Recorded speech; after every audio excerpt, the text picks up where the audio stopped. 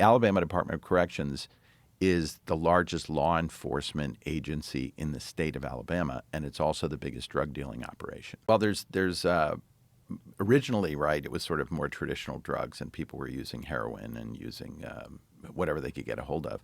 But as the drugs have gotten more complicated and easier to bring in, now they can actually there's a drug called Flakka, which is a very significant problem there.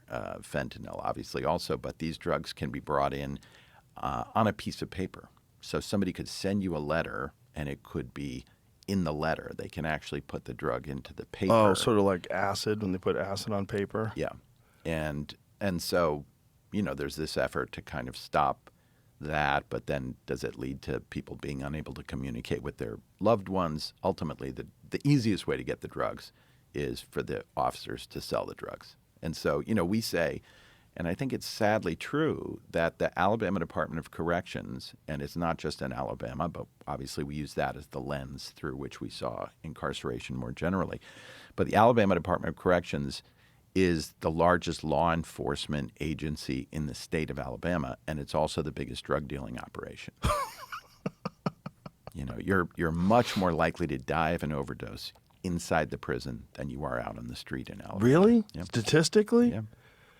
Oh, my God. Oh, boy.